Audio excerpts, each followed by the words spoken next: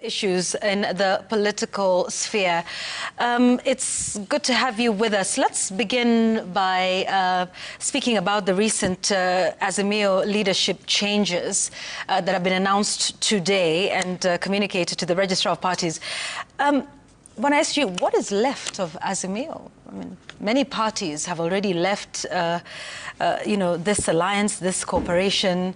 ODM seems to still be in this arrangement? Actually, I don't know what you mean by many parties have left. As far as I remember, ODM is still a member of Azimio. I remember the party that was formerly associated with Martha Karua. I think they're the only ones who formally exited. PA? And PA, yes. Because those ones exited immediately after the election. But if I remember the signing ceremony for that coalition, there was over 26 of us signing those documents, and therefore I don't know what you mean by many have left, because many vis-a-vis 26, 5 vis-a-vis 26 is not many. And I can only speak authoritatively for ODM, and today I have brought the constitution of ODM because I need to educate people. This is called the explainer. We need to explain things to people so that they understand. The constitution of ODM is here with me, and it says that for ODM to exit a coalition, you require, under Article 85 of the party constitution, a resolution backed by 2/3 of members of the National Executive Committee of the party. Then you communicate to the registrar. So that has not happened. So as far as I know, ODM had representation in the Azimio Council. I think Governor Oparanya, who, of course, by virtue of him having been appointed to cabinet, could not hold positions in a political party. The Honorable Junet Mohammed, I've seen in your bulletin there that he was informed, he was aware of this particular meeting. Those are the people who used to represent us in Azimio. So for me, I know that we are still members of that coalition. And to just congratulate the coalition, because it has been a bit chill on that side, to congratulate the new office holders and wish them the very best. And they can count on the support of ODM party for as long as we remain members of the Azimio coalition. So it's still vibrant in your view? As I've said, things have been a bit... the person who's now the party leader. Things have been a bit quiet on that front, but that's what I'm saying. For us, we know that we are still members. And I want to thank them for at least allowing us, as members of ODM, time to mourn our departed leader. That many of the things we've seen in our own party, they did not do the same after the death of Raila Odinga, that they gave us time to be able to mourn our party leader. Yvonne, a lot of things have happened. You know, you asked when the last time I was here was in July, actually 22nd of July last year. And people have asked, oh, why have I taken all this time? And I want to explain to you. Even you asked me, why now? There is a reason. You know, after the explainer of 22nd July, certain things happened. The first one was the party called a central committee meeting to discuss Sifuna, and I'm sure after this one, they will call another one. But good things come out of those meetings, even when they go to discuss Sifuna. 14 days after we spoke, and because we spoke about the state of the implementation of the MOU, which we signed with UDA, 14 days later, on the 6th of August, there was a communication from the President and Raila Odinga of the setting up of a committee, which they called a committee to oversee the implementation of the 10-point agenda, and the Nadco report. And after that Central Committee meeting, of course, the meeting happened in the presence of all the leaders. This committee was announced, and the communication, which I have a copy here of, is signed by Raila Odinga and the President himself, gave a deadline of March 7th, 2026 for this committee to submit its final report. And I remember agreeing with my boss, the late Raila Odinga, that I will give this committee a chance. Because when I was on this show, I declared that MOU dead for very good reasons, if you remember. And he said, Sifuna, look, many of these people in this committee that we've put together, including the chairperson, Agnes Zani, who's actually my deputy and somebody who I respect because she's my predecessor. Many of them are members of ODM, Fatuma Ibrahim, Gabriel Oguda. Those are people that I know and I've worked with. And Raila told me, Sifuna, give these people 6 months. It's been 6 months. And I am here to say, I am here to sound the alarm that they have 30 days to give us a final report on the MOU, because that MOU is not extendable. The expiry date was 7th March 2026. So I'm hoping that tonight wherever Baba is, he knows that I have kept his promise to give these people a chance to work. And we agreed on 6 months. Today, those 6 months are over. We have only 1 month to go. And I want to understand how this committee is going to deliver all those 10 points that we agreed before that deadline. With a month to go, what is your assessment of the implementation? They have done nothing. Of that 10 they have done absolutely zero. And we will go with you one by one. Okay. I want to start with that MOU because there are some issues which came up even in your bulletin. The MOU is here because I brought copies that have been signed. And I want to show your viewers so that they don't say Sifuna comes here with his own things. First of all, this MOU, you know, we need to educate the public. There's a lot of ignorance out there. This MOU bears 2 signatures. I don't know if they can zoom in on my copy. Yeah. Do you see Sifuna's signature here? There are only 2 signatures, Yvonne, if you can read from where you are. Who are these people who signed this MOU? It's the President, William Ruto, and Raila Odinga. Those are the people who signed this document. We wrote it. They signed it. Now, if you have to extend this MOU, you have to talk to Raila. Do you understand what I'm saying? So, we start with point number 1. We said the first issue that we agreed upon, because these are the issues that were important to Raila Odinga, the full implementation of the Nadco report. So what was the Nadco report? And you have to go back to that Nadco conversation, and I'll give you just quick highlights. The first one was an audit of the 2022 elections. You have just asked me here about the question of this CEO exiting. Majan has a lot of questions to answer, not just to members of ODM and the opposition or supporters of Raila Odinga, but to the country about what happened in 2022. So this is what we agreed in Nadco, a comprehensive evaluation of the 2022 electoral process to enhance transparency and public trust. That has not happened. And I challenge that Agnes Zani-led committee to show us where an audit of 2022 has happened. The next one, government expenditure cuts. All government arms should reduce travel budgets by 50%. Just the other day, you saw in the newspapers a report. Kindiki, the deputy president, 340 million shillings expenditure or budget for his travel, private jets and choppers. Number 3, devolution support. Calls for the national governments to finalize the transfer of all devolved functions to county governments. I want them to demonstrate to us how that has been done.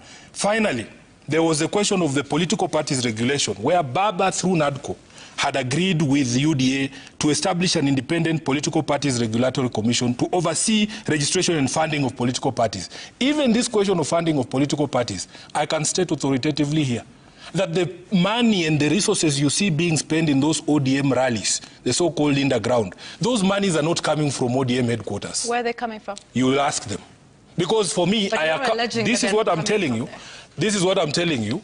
I can only account for monies that, because I'm a signatory to the bank accounts, forget this rubbish you hear people saying here.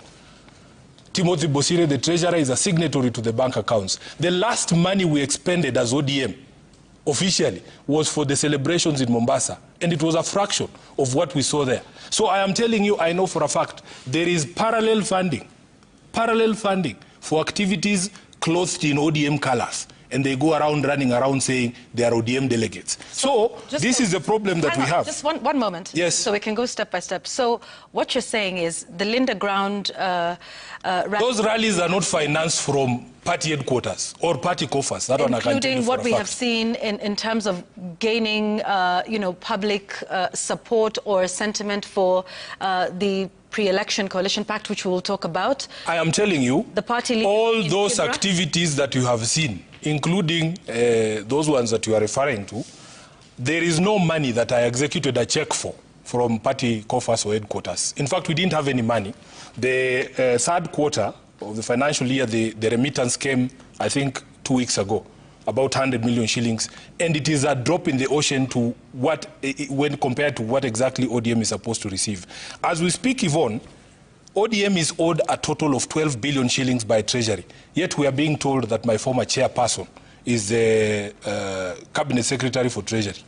So if you go just by that issue alone on the implementation of National Dialogue Committee report, the score there is 0, and I challenge anybody to come up with a better score if they have done the things that Baba agreed to do. Number 2 was inclusivity in all spheres of public life. This is what they parrot around, saying, oh, they have employed somebody from Western, they have employed somebody from Coast, they have employed somebody. Baba, when we were discussing these issues, it was not about positions and which tribe gets what. We have turned into the Rigathi Gachagwas of today. We are the ones speaking the language of shares. We are the ones saying the cow should be divided into two halves and 50-50. I mean, we, for all the condemnation that they extend to Rigathi Gachagua, they are the ones speaking the language of shares now because they have tested government power. Is this not inclusivity in public? This is what I'm saying. Inclusivity. If you look, appointments not just level. Look at the text. Kenya belongs to all persons regardless of their ethnicity, religion, generation, or geographic location. This is the thinking that went into this. You understand? So it is not just about getting 2 lawyers employed. No. It is not just about even religious and even geographical discrimination. These are things that you have to look at. And you think that's not been done? Well, you can say the inclusion of a few people who would never have got an opportunity in any government is positive, but that one will give them 20% out of 100. Protecting and strengthening devolution. Yeah. Baba wanted specifically in this financial year that we are concluding 450 billion shillings to go to counties. They gave us 415, not 450. Now, when you look at what is happening with the counties themselves, as a senator, I can tell you, we have been, there was a time when the regime was making a lot of noise saying they're up to date with remittances. Counties are struggling, Yvonne, because they go up to 2-3 months without disbursement of their shares, equitable share. And then they tell us they are supporting devolution. This one, on Nadco, in terms of, transfer of all devolved functions, have all functions been devolved? We still have national government entities, especially in the water sector, running devolved functions. This has not been done. And I challenge anybody to tell me that this has been done. Let's go until number 10. So did we get 450 billion? Yes, so we did not get 450 billion. So if we agreed on 450 and you give me 415, you cannot say you have done it. So you give a score on strengthening of zero. Let them come and tell us their score. All right, economic... Promoting and protecting the livelihoods of young people. Just today in your bulletin, Yvonne, and this is tied up with this other issue of stopping extrajudicial killings. We have police officers being accused in Kahawa West of torturing and killing 2 young people, stuffing maize in their bodies and torturing them to death and beating them with blunt objects. Have killings stopped? I have counted upwards of 20 people, young people, killed by this regime after signing this document. And we can go through that list from the gentleman in Kitale to Albert Ojwang. All of those things happened after signing of this MOU. So we can pontificate about this so-called NYOTA program, which, by the way, is an abuse of public resources. Abuse of public resources. Because how can you turn the distribution of these resources funded by the World Bank, by the way, which we have to all pay back, and turn them into UDA rallies? How can you do that? And nobody is saying anything about it. So this one, number 4, let them give us their score. I will give them 0. Leadership and integrity. And the end of opulence. Let me not even start. Let me not even start. This is the problem that got us into the 2024 quagmire in the first place. I've given you the example of Kindiki and his private jets. Should we still be seeing such opulence in government? We are being told that State House runs through its budget of mandazi and soda way before the financial year closes. So let them explain to us. All right. On the right to peaceful assembly, compensation of all pain, this one, you know the answer. You know the answer. First of all, ODM is a public-funded organization that was built on the back of peaceful assembly and protests. No ODM leader should be heard saying we can limit or fetter the right to Article 37 in any way, because ODM is maandamano. All right. On that, let me ask you this, because we've seen the CS for Treasury speaking. I believe it was just yesterday that he has seen the economic impact of protests in the country, that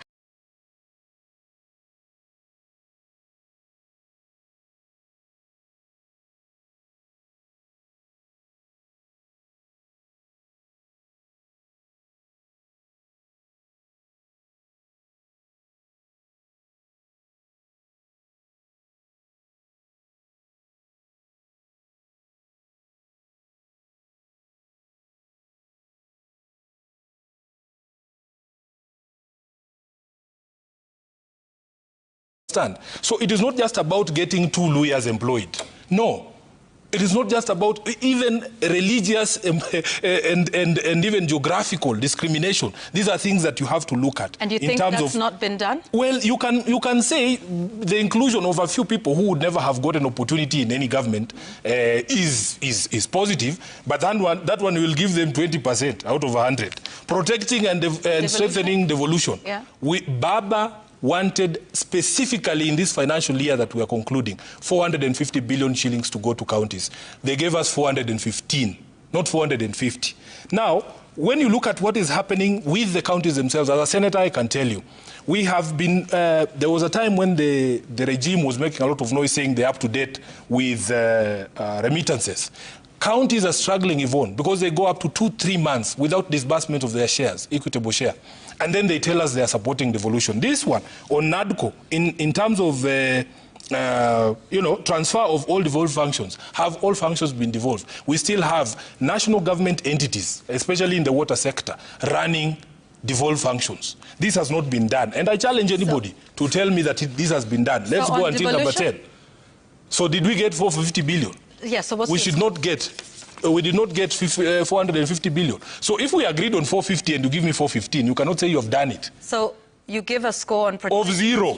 Of zero, let them come and tell us their score. All right, economic... Promoting and protecting the livelihoods of young people. Just today in your bulletin, Yvonne, and this is tied up with this other issue of stopping extrajudicial killings. We have police officers being accused in Kahawa West of torturing and killing 2 young people, stuffing maize in their bodies and torturing them to death and beating them with blunt objects. Have killings stopped? I have counted upwards of 20 people, young people, killed by this regime after signing this document. And we can go through that list from the gentleman in Kitale to Albert Ojwang. All of those things happened after signing of this MOU. So we can pontificate about this so-called NYOTA program, which, by the way, is an abuse of public resources. Abuse of public resources. Because how can you turn the distribution of these resources funded by the World Bank, by the way, which we have to all pay back, and turn them into UDA rallies? How can you do that? And nobody is saying anything about it. So this one, number 4, let them give us their score. I will give them 0. Leadership and integrity. And the end of opulence. Let me not even start. Let me not even start. This is the problem that got us into the 2024 quagmire in the first place. I've given you the example of Kindiki and his private jets. Should we still be seeing such opulence in government? We are being told that State House runs through its budget of mandazi and soda way before the financial year closes. So let them explain to us. All right. On the right to peaceful assembly, compensation of all claims of rights victims. You know the answer. You know the answer. First of all, ODM is a public-funded organization that was built on the back of peaceful assembly and protests. No ODM leader should be heard saying we can limit or fetter the right to Article 37 in any way, because ODM is maandamano. All right. On that, let me ask you this, because we've seen the CS for Treasury speaking. I believe it was just yesterday that he has seen the economic impact of protests in the country, that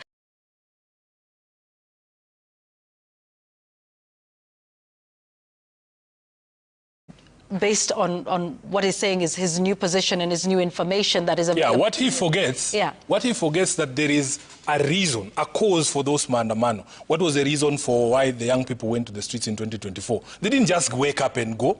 It is the intransigence and the refusal to listen by people who are in elective positions that drives people to exercise these rights. You know, even for us, as ODM... Other party leaders have also said, maandamano hamtarudi tena. This is the point, because those are not our only choices. Opposition is not synonymous with maandamano. There are other ways to hold the government account, and nobody is saying if you leave the broad-based government, you go to the streets. Who has told you that? Nobody has said any of that. You have to have a reason, an excuse for you to be on the streets. When we went to the streets in 2023 with Baba, and by the way, many of these people who are speaking here, I never saw them in the streets with Raila. But these days, they are the experts on how maandamano is a bad thing or a good thing. They were not there, and everybody knows this. Now, there were reasons, including cost of living. The cost of living was so high that we had to go to the streets putting sufurias on our heads to demonstrate that we need food for our people. You know, when we were talking about audit of the 2022 elections, that is a reason, a valid reason for you to be able to go on the streets. And we didn't start on the streets, Yvonne. I remember we did a rally at Jivanji here. And we set out all these conditions and we say, please, we are giving government opportunity to address these issues. We even suggested how some of those issues could be addressed. When they are ignored, you move to this public action, which includes the rights under Article 37. Since this document was signed with UDA committing to respect the right under Article 37, how many peaceful protests have you seen being broken up violently and brutally? Many. They are countless, including now we are at a situation where they even tear gas churches, people who rode on the church to gain access to power. These days, they don't even respect our freedom of worship, that I'm not safe in church. And many people don't know that it is not just a specific leader. I know they talk about Gachagua and his incidents. And by the way, I need to say this. The Raila Odinga that I knew would never wish the worst. Even on his own worst enemy. Raila Odinga in power, or in cooperation with the party in power, would not allow the tear gassing of the devil in church. That's what I'm telling you. So when you see people saying, oh, you can tear gas this one because he's a bad person, he used to do the same to us, you can call out regarding this hypocrisy when he was in power. But that doesn't make it right that now, because he's outside of power, it is okay for him to be tear gassed in church. So this one, under Article 37 and compensation, don't even begin about compensation. Don't even get me started about compensation. But nothing has been done. It has not been done. Article 37 has been repeatedly violated even after we signed this document. The audit of the national debt and how it has been used, that is point number 10 of the 10 points. Point number 7. We don't have an audit of our national debt. In fact, what we have is litigation in our courts on this thing that Jimmy and his friends call odious debt, which I personally don't understand very well, but I know what they're saying, is that if we borrowed money for the benefit of the people of Kenya, and we don't see that benefit and we can't point to a single project to which this money went to, it was stolen, then it should not be demanded from the people of Kenya, that the people who took that money should be made to answer. So you would have to show me an audit of the public debt for you to say we have complied with Article 7. Number 8, fighting corruption. Yeah, let us be shown how. Between the 7th of March and today, let us be shown if corruption in government has been fought in any way. And I can tell you, Yvonne, by the way, many of us, we miss Raila. It's just that sometimes we don't know what to do. There is, I was supposed to be in Turkana with the Energy Committee this week because we're doing public participation on this so-called field development plan. I want to tell Kenyans this is going to be the biggest scandal this country has ever seen. Biggest corruption scandal this country has ever seen. Because, Yvonne, you have a situation where the operator or the oil company that has been given the go-ahead to do this FDP, you see changes in its ownership within a matter of days before the FDP is approved by the Ministry of Energy. You see changes in the original contract to push the cost recovery rate from 65% to actually 55% to 85% in a matter of days after approval of that FDP. There are so many things that point to obvious corruption in that particular deal. And I can assure you, if we do not fight that particular issue, Kenya is not going to see a single shilling of that oil. Okay, so that is point number 8. And point number 9 and number 10, I think you've spoken about. Absolutely. Which is the stoppage of wastage of public resources and protecting the sovereignty of the people, respecting the rule of law and press freedom, and stopping abductions, right? Correct. So it would seem that you don't think the 10-point agenda, 1, has been implemented in any way? No, From point number 1 to point number 10, there was 1 point I think you gave. That is exactly what I'm saying. And the other thing is, this is the communication. Question is you do not feel that that committee that is to oversee the implementation of this 10-point agenda has done much with just a month to go. So yeah, let's read the communication. Again, this document is signed by 2 people. I hope you can see the signatures here. Sifuna is not a signatory to this document. It is His Excellency the President and the Right Honorable Raila Odinga. And I want to read verbatim so that people don't say Sifuna makes up his own things. It says the committee will commence its work immediately and will submit progress reports to a joint Kenya Kwanza ODM parliamentary group on a quarterly basis. How many quarters have passed since this document was written? At least 2 quarters have passed. Have you seen those reports? No. A final comprehensive report detailing the status of the MOU's implementation will be released to the public on March 7th, 2026. So we have 30 days to go. You are essentially saying, because yes, we're getting messages here from people who are members of this committee, you are essentially saying that this committee has not fulfilled its mandate to oversee the implementation of this agenda? I am saying it is not up to the committee, because that committee, I have a lot of sympathy for them, because I know most of the things that needed or were required to be done are supposed to be done by government. If you can tell, you can't, for instance, ask Agnes Zani why those 2 kids were killed in Kawa West. So why have the committee, that's not up to him. So why have the committee in the first place then, if you're saying it... why do what? Why have the committee in the first place? Now, this committee, that's why I started by the last time that I was here. This committee flowed out of the conversation we had here. Because when we raised grave concerns about the status of the implementation of the MOU, there were those in the Central Committee who felt that maybe it's because we don't have a committee to oversee. But my point when I was here is that there is no goodwill on the part of William Ruto to implement the MOU. Because from the beginning, they were not interested in the contents of the MOU. They were interested in getting a document, which, by the way, they have done very well. For as long as there is a document here, you can say we are in government and in partnership together. And I want to clear one thing up, Yvonne. I don't know how many times I can explain this. This MOU is not what birthed the broad-based government. This document is dated 7th of March 2025. That's when this MOU was signed. By that time, Kina Oparanya and Kina Joho were in cabinet. Kina Joho and Oparanya and company went to cabinet as a result of the June 2024 protest. By July of that year, they were in cabinet. That is the genesis of the broad-based government. This document is not what established the broad-based government. This document, in fact, when you read it, it says that we are not forming, it does not form, or is not the basis of the formation of a coalition with UDA. But they conflate issues and they use this document as an excuse for the broad-based government's existence. You know? So what we want is, we want an implementation of this MOU. And we have only 30 days to go. We will not accept anybody coming to tell us that they want an extension.